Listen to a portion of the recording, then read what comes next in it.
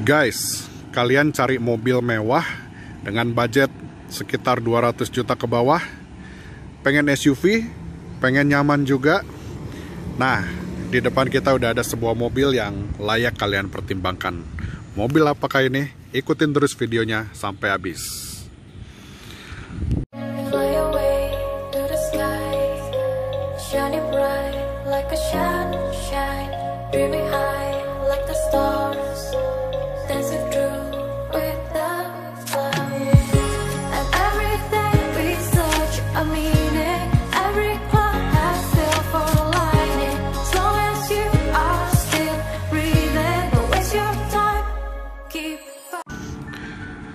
Halo guys, assalamualaikum warahmatullahi wabarakatuh. Gimana kabarnya teman-teman? Semoga sehat semua ya.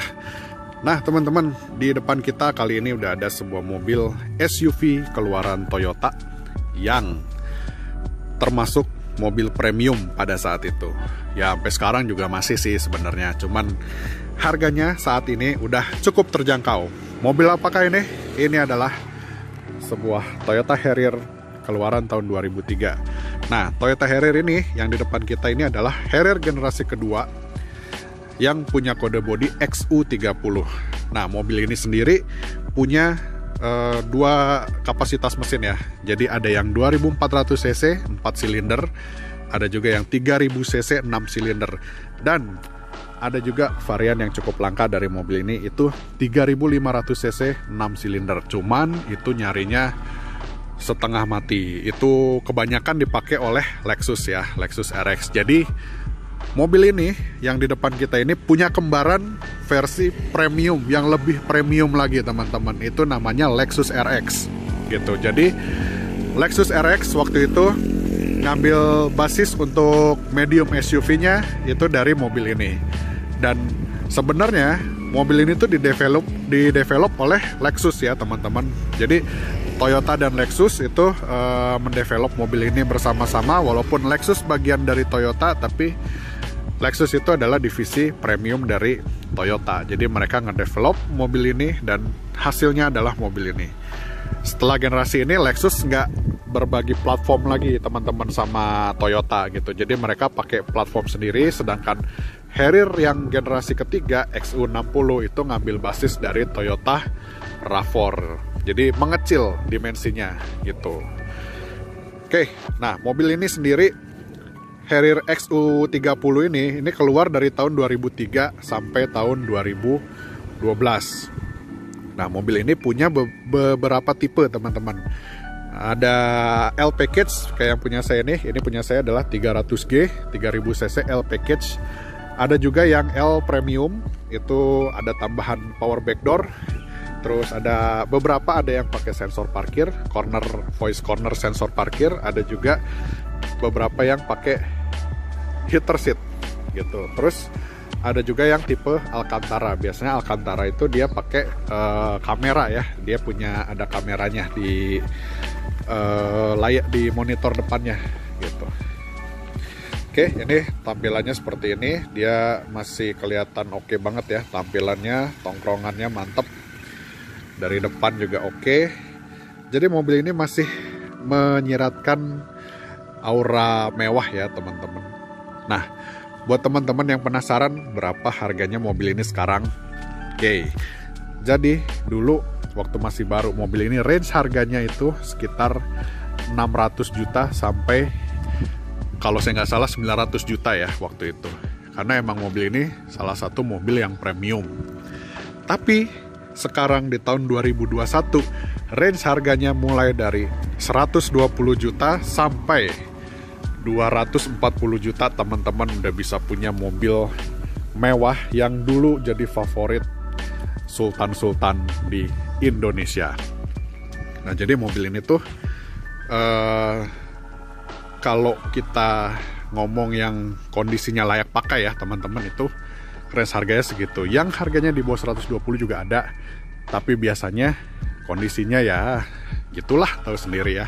Yang di atas itu juga ada, biasanya kondisinya yang super mewah, yang super terawat gitu. Tapi kita ambil range normalnya sekitar 120 sampai 240 juta. Memang range rentang harganya tuh lumayan luas ya teman-teman. Jadi ya siapin budget lah sekitar segituan kalau teman-teman berminat ngambil mobil ini.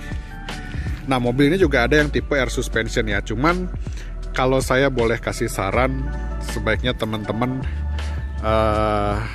perlu ngasih perlu tambahan budget lagi untuk yang tipe air suspension, karena kalau dia sampai rusak itu harga air suspensionnya lumayan menguras kantong teman-teman. Gitu. Nah, ini nampaknya ya, kita lihat, waduh, masih oke banget. Nah, sekarang kita lihat fitur-fiturnya dari eksterior ya. Nih, mulai dari sini, ini adalah fitur favorit emak-emak. Kenapa? Karena emak-emak tuh biasanya kalau nyetir jalan sempit agak-agak susah ya. Nah, spion ini fungsinya adalah untuk ngelihat ke bagian bawah. Gitu, dia ngelihat untuk ke bagian sini teman-teman. Jadi kalau kita mau melipir, ngelihat pinggirnya, ini aman kelihatan dari kaca spion ini. Terus lampunya sendiri dia udah pakai proyektor, udah pakai HID proyektor 4300 Kelvin. Terus dia udah dilengkapi juga sama AFS, Adaptive Front Light System. Jadi dia lampunya itu bisa naik turun. Kalau misalkan dia ada beban di belakang, lampunya otomatis turun, dan kalau setirnya dibelokin di kecepatan tertentu dia akan ngikutin arah setir kita. Nah, terus ciri khas dari mobil-mobil CBU Jepang ya, ini biasanya warna mika lampunya tuh kehijauan. Terus dia grillnya ini punya saya udah diganti pakai yang Lexus RX ya, karena dia udah full chrome, ininya chrome. Jadi kalau yang Harrier asli itu ininya abu-abu warnanya. Gitu. Spion juga udah retract otomatis. Nah, lampu belakang ini udah LED ya teman-teman. Si lampu rem dan lampu kotanya ini udah LED. Cuma untuk bohlamnya dia masih halogen biasa 300G. Nah, sekedar saran ya teman-teman, kalau teman-teman mau cari Harrier, usahakan emblem-emblem ini masih komplit, karena harga emblem original Toyota ini harganya lumayan teman-teman, lumayan tinggi harganya gitu. Nah, terus apa aja sih yang harus diperhatiin kalau kita mau beli mobil ini? Oke, nanti untuk video detailnya saya akan bikinin lagi video terpisah ya teman-teman. Tapi untuk sekilas info aja, mobil ini tuh cukup lemah di bagian kaki-kaki. Jadi pastiin teman-teman kalau mau minang Toyota Harrier, pastiin kaki-kakinya aman gitu, atau minim perbaikan, karena harga part kaki-kakinya terutama shock breaker itu lumayan tinggi teman-teman gitu. Dan nih sekilas info juga buat teman-teman ya, kalau misalkan teman-teman cari Harrier, usahakan yang stiker ini masih ada. Nah, ini walaupun hanya sekedar stiker biasa, tapi stiker ini menandakan kalau mobil yang teman-teman pilih itu paling nggak kondisinya cukup terawat gitu. Karena walaupun stiker ini stiker bawaan mobil, tapi biasanya kalau mobilnya nggak terawat ini biasanya udah hilang gitu. Dan replikanya juga banyak sebenarnya, cuman kalau yang masih ori ini cukup bertekstur gini si stikernya gitu teman-teman. Nah, kita coba masuk ke bagian interior. Nah, ini dia teman-teman interiornya. Ini cukup mewah ya gitu. Ini ada beberapa fitur. Nah, kita bisa lihat di sini AC-nya udah dual zone. Jadi kanan kiri itu bisa beda ya ininya temperaturnya. Jadi kita nggak perlu lagi rebutan. Kalau yang kanan pengen panas, kiri pengen dingin, mobil ini udah bisa diatur. Front defogger, rear defogger komplit semuanya. Terus di sini ada MID. Nah, coba kita nyalain dulu deh biar gampang ya. Nah, terus ini ciri khas dari Harrier juga ada easy access. Dia kalau misalkan kita colok kunci, itu si setirnya otomatis turun sendiri. Nah, kita pindah deh ke bagian sana ya, susah juga dari sini. Oke, kita cobain sekalian nyalain mesinnya.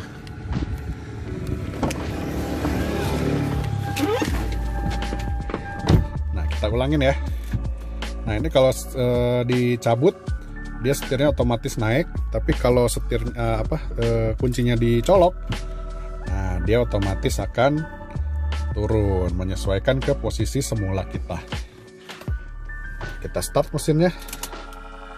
Nah salah satu yang enak dari mobil ini, khususnya yang Harrier 3000 cc ya teman-teman, itu ketika di starter suara mesinnya tuh ada derumannya gitu. Jadi ya ciri khas mesin 6 silinder lah, mungkin teman-teman tahu ya.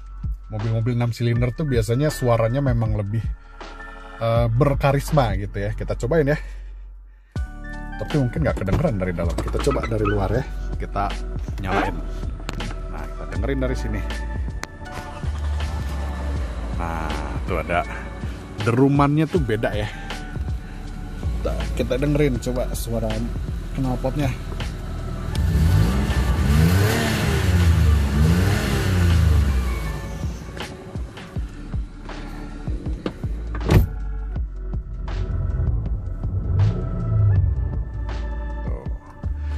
Ini di MID-nya ini ada beberapa informasi ya. Ini mulai dari konsumsi BBM rata-rata. Nah, cuman ini masih pakai bahasa Jepang ya teman-teman. Cuma untungnya nggak terlalu banyak menu yang bisa kita yang bisa kita lihat di sini. Nah, ini ada konsumsi BBM rata-rata. Ini ada konsumsi BBM real time.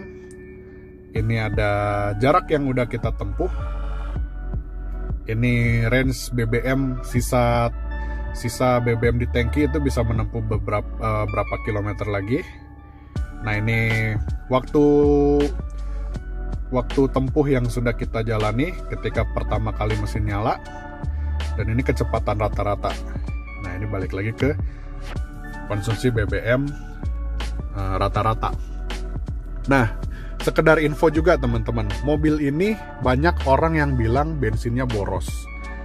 Tapi jangan salah, mobil ini nggak seboros yang teman-teman kira. Ini by MID, bensin yang saya dapetin itu 7 km per liter dengan kecepatan rata-rata yang saya tempuh itu 16,5 km per jam. Gitu. Jadi ini untuk pemakaian dalam kota ya teman-teman. Pemakaian dalam kota dengan lalu lintas yang cukup padat itu masih bisa dapat 1/7 gitu. Jadi kalau ada orang yang bilang Harrier 3000 cc boros, enggak juga gitu. Harrier 3000 cc selisih bensinnya itu hanya beda sedikit dibandingkan dengan Harrier yang 2400 teman-teman. Tapi tenaganya lumayan beda jauh. Yang cukup beda jauh tenaganya, terus kehalusan mesinnya. Mesin 6 silinder harus diakui getarannya lebih minim daripada mesin 4 silinder teman-teman. Udah gitu suaranya juga lebih berwibawa gitu kalau yang 6 silinder. Nah sekarang kita cobain aja mobilnya seperti apa rasanya. Nih udah mau hujan juga ya, mungkin nanti di perjalanan akan hujan-hujan sedikit. Kita cobain mobilnya seperti apa rasanya. Ikutin terus videonya sampai habis. Oke teman-teman, saya udah ada di balik kemudinya mobil Harrier ini. Hal pertama yang saya notice dari mobil ini adalah posisi nyetirnya yang cukup tinggi ya, cukup commanding dibandingkan dengan SUV monocoque lainnya. Kita ambil contoh kayak CR-V misalkan ya, walaupun CR-V kelasnya di bawah Harrier, tapi dia untuk posisi mengemudi dia lebih sedikit lebih rendah daripada mobil ini. Mobil ini tuh lebih mirip kayak kita bawa leather frame, walaupun nggak setinggi itu ya posisinya, tapi dia agak mirip ke arah leather frame gitu teman-teman. Nah terus untuk urusan mesin, dia untuk tenaganya dia power delivery-nya smooth walaupun cukup bertenaga teman-teman. Nah nanti kalau ada jalan kosong mungkin bisa kita coba ya. Dia power delivery-nya smooth, kapanpun kita butuhkan dia bisa lari. Tapi ya bukan tipikal mesin yang terlalu menggugah selera gitu. Untuk bantingan sendiri, bantingannya cukup oke. Dia karakternya cenderung lembut walaupun dia limbung ya teman-teman, agak limbung. Nah ini coba ya, kita agak geber sedikit. Kita tunggu agak kosong jalannya, ini karena licin juga ya, agak bahaya. Kita coba tes sedikit aja ya teman-teman ya.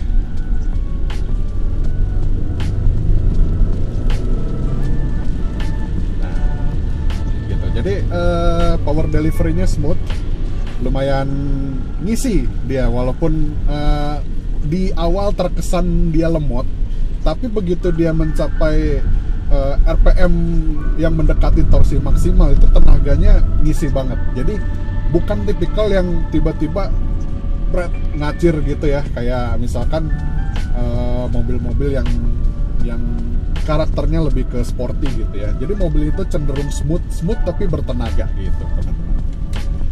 Nah, terus untuk urusan kenyamanan ya itu yang tadi saya bilang ya, kaki-kaki cukup oke. Nah di depan kita lewat jalan yang agak sedikit bumpy ya, karena terbuat dari apa ya, paving block kali ya.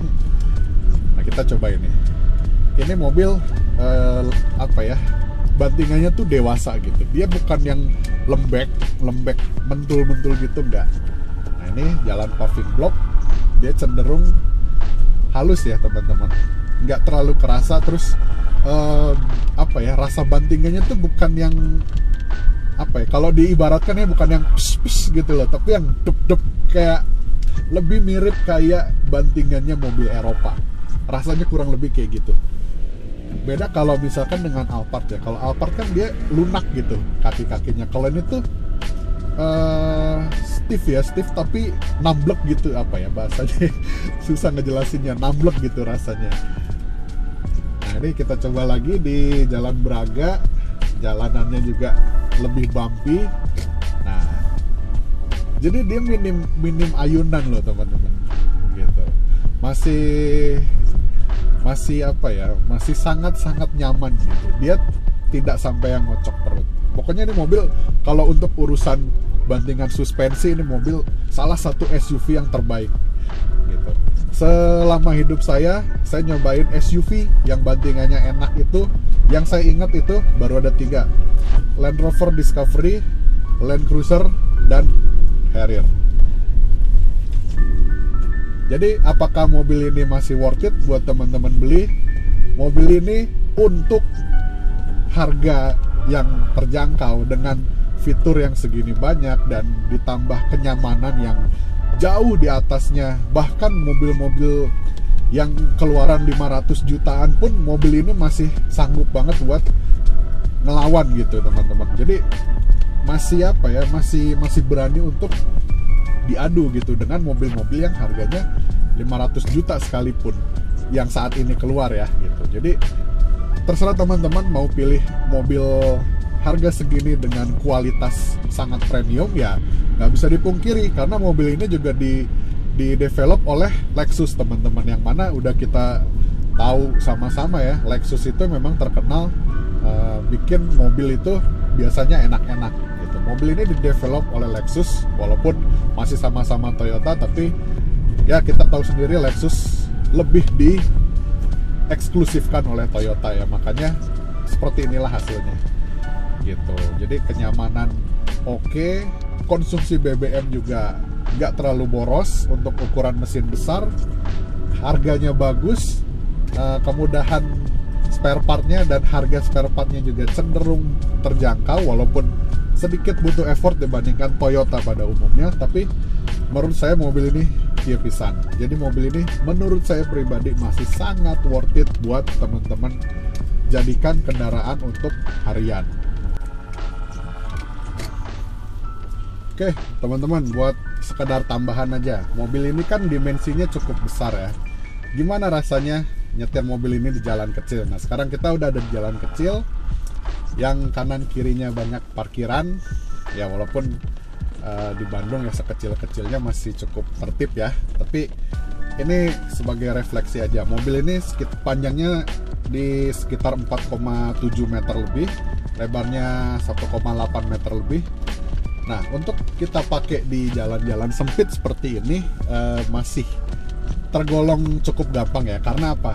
Satu, terbantu dengan adanya spion tanduk yang ada di ujung itu, jadi kita bisa lihat ujung kiri bawah itu dari spion itu. Terus yang kedua, visibilitasnya juga luas teman-teman. Jadi mobil ini walaupun dia besar, tapi karena visibilitasnya luas, posisi nyetir kita juga cukup tinggi, dan kita juga gampang mantau bagian bawah mobil dari spion yang cukup lebar dan besar ini. Jadi saya rasa nggak ada masalah mobil ini untuk belusukan ke dalam-dalam gang yang kasarnya sempit ya teman-teman. Oke, kita masuk lagi ke jalan yang lebih sempit. Nah, walaupun di sini agak sempit, tapi paling nggak mobil itu masih cukup mudah, dan ditambah dia radius putarnya juga cukup kecil ya untuk sebuah SUV. Jadi masih gampang, jadi kayak untuk muter balik gitu gampang. Mobil ini masih cukup lincah, walaupun dia kekurangannya adalah setirnya yang lumayan berat, tapi paling nggak mobil ini untuk urusan radius putar masih cukup oke, teman-teman.